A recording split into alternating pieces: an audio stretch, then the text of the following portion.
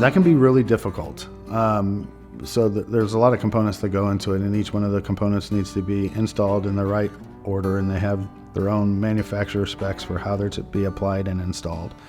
And so it can be really difficult to see from outside of the home. But things to look for might be like warping or cupping, shingles missing shingles or ridge cap. Obviously, if you have leaks, that's a good indication that something may have been installed improperly. The best thing to do is probably call a reputable professional, and have them do an inspection if you're concerned about that in any way. But any kind of waviness and missing shingles is probably one of the best ways or first indications that something may be wrong up there.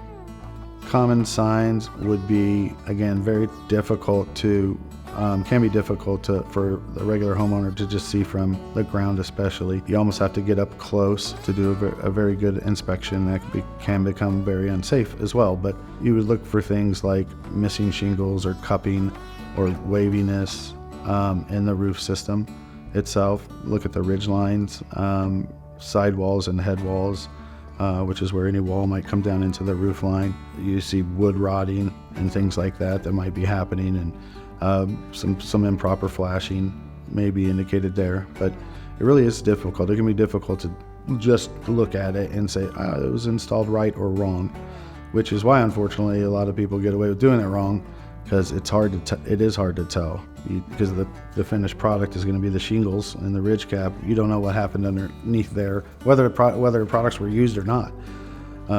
But that's why I would always recommend a professional come out and do an inspection if you're concerned. The number one indication you had improper installation is going to be a leak.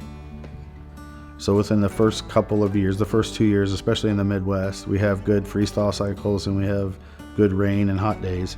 And so if there's a workmanship issue, which means if something was installed improperly, it's going to usually manifest itself in the form of a leak. You're going to see spots in your ceiling, or you're going to have water coming in that wasn't before. And that's a good indication that something was missed.